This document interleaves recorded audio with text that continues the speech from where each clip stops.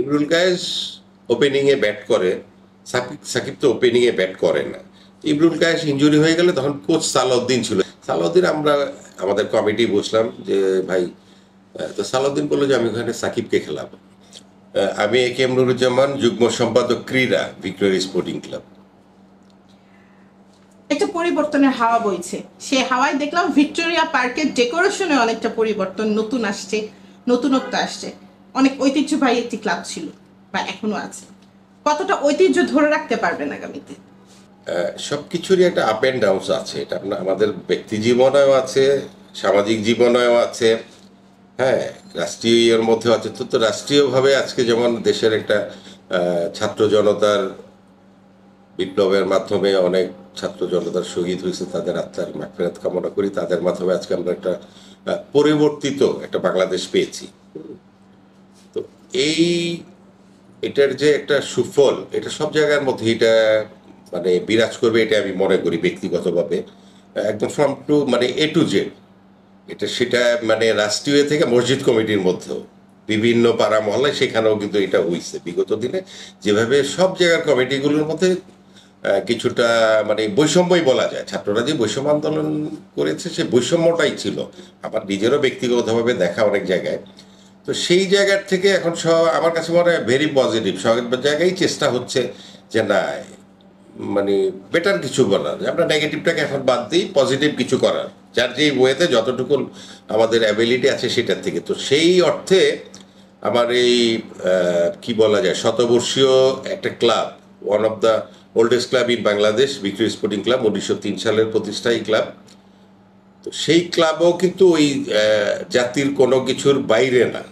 আজকে বিগত দিনের ইতিহাসে এই ক্লাবের সাথে এই বাংলাদেশের ক্রীড়াঙ্গনের অনেক স্মৃতি, অনেক কিছু জড়ে আছে। মানে একটা সময় যে ভিক্টোরিয়া ছিল বিশেষ করে ফুটবলে খেলোয়াড় তৈরির কারিগর, যে সূতিকাগার, এই ক্লাবটা অনেক প্লেয়ার এখান থেকে সৃষ্টি হয়েছে। তো পাশাপাশি যে আমাদের অনেক ইভেন্টে আছে, যেমন cricket, hockey, handball, kabaddi, boxing. একটা সময় আবার তখন আমরা ছোট ছিলাম, আমরা আমরা তখন ছিলামও না, যে আরো অনেক গেমসগুলো ক্লাবের মাধ্যমে হইতো, অ্যাথলেটিক্স অলসো, অ্যাথলেটিক্স, সুইমিং, এগুলো নাকি ক্লাবের মাধ্যমে হইতো। এগুলা তো পরে আর আমরা পাই নাই। তো যেমন ক্রিকেটে বিগত দিনে আমাদের অনেক সাফল্য, আমরা প্রিমিয়ার লিগ যেটা হাইস্ট লিগ আমরা চ্যাম্পিয়নও হয়েছি পরপর দুইবার, 2001, 2002, 2003, আবার এসে আমরা 2014-15 আবার চ্যাম্পিয়ন হই। তো যাই হোক, এখন এটা সামর্থ্যের কারণে বা বিভিন্ন কারণে আনফর্চুনেটলি আমাদের ওই টিমগুলো এখন ওই পর্যায়ে নেই, আমাদের ডিমোশন হয়ে গেছে। এটা একটা ব্যাপার, মানে নিজেদের কথাটাই বলে ফেললাম। যাই হোক, তো আমি ব্যক্তিগতভাবে মনে করি যারাই দায়িত্বে থাকে ক্লাবের, ক্লাবটা না আসলে দেয়ার জায়গা, ক্লাবের দেয়ার জায়গাটা আমার জানা নেই।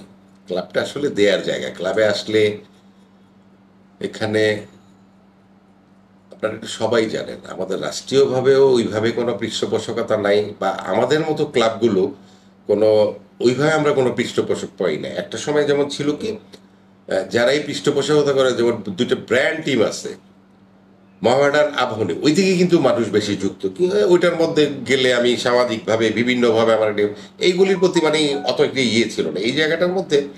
তো আমি ওই সেন্সে যে যারাই ক্লাবের সাথে আমরা আছি আমাদের কিন্তু খুব ব্যাক পেতে হয় ক্লাবটাকে পরিচালনা করে, যে ইনে ইয়ার সব কিছু গেমস মিলিয়ে স্টাফ থাকে।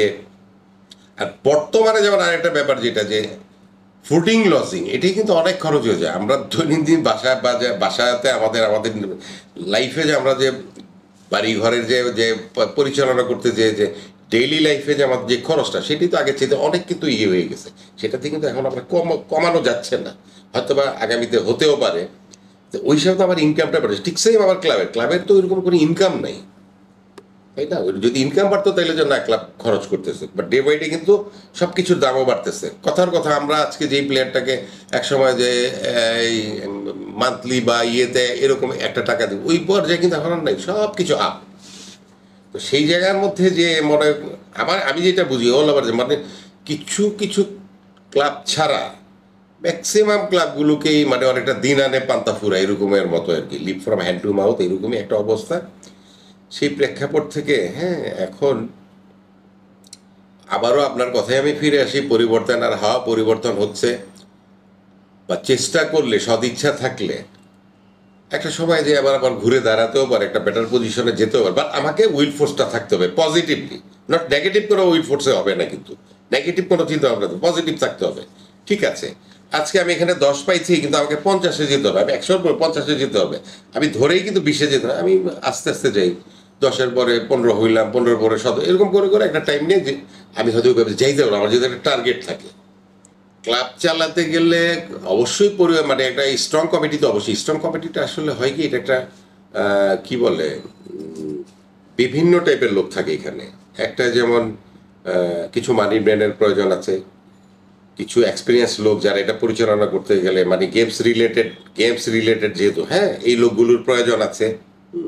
কিছু ওয়ার্কারেরও প্রয়োজন আছে যারা শ্রম দিবে। এই তিনটার সংমিশ্রণ হলে একটা ক্লাব কিন্তু চলতে পারে। এটা যে কোনো কিছু, শুধু ক্লাব না, যে কোনো সংগঠনের জন্যই, যে সবাই টাকা দেবে না, সবাই অত অভিজ্ঞতাও থাকবে না, আবার সবাই কিন্তু দৌড়াদৌড়ি করতে পারবে না, এটা হলো একটা ব্যাপার। তো এই তিনটার সংমিশ্রণ হইলে মোটামুটি, ওই যে আবারও বলি, যদি সদিচ্ছাটা থাকে ভালো কিছু করার, হয়তো একটু সময় লাগবে, বাট করতে পারবে।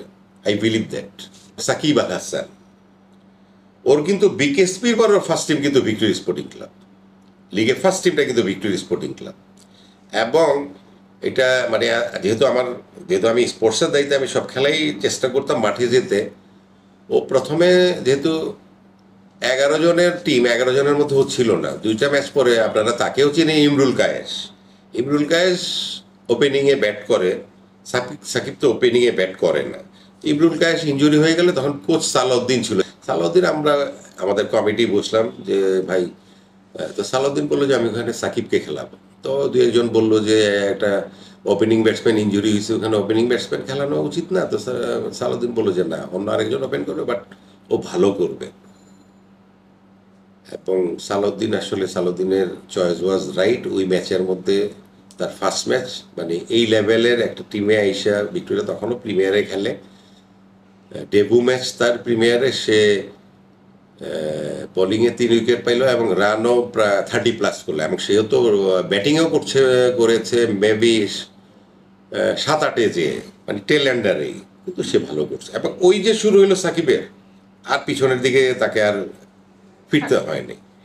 তো সেই অর্থে যে আমি হয়তো অ্যামাউন্টটা আজকে বলবো না, ওই অ্যামাউন্টটা এখন আর সাকিবের সাথে ওইটা সামঞ্জস্যপূর্ণ না, বেশি না, কিন্তু আজকে কিন্তু সাকিব কোথায় চলে গেছে।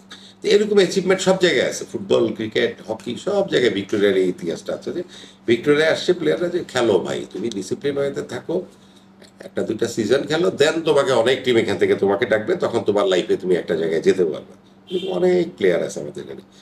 আমি ক্রিকেট বলি, সাকিব, মুশফিক, মিতু, আর কি ডাকনাম ওর, মিতু, মুশফিক, মাহমুদুল্লাহ রিয়াদ, হ্যাঁ, তামিম। 1 বছর খেলেছে, ওরা বেশ কয়েক বছর খেলেছে। তারপরে অনেক প্লেয়ার, খালেদ মাসুদ পাইলট, এনামুল হক মনি।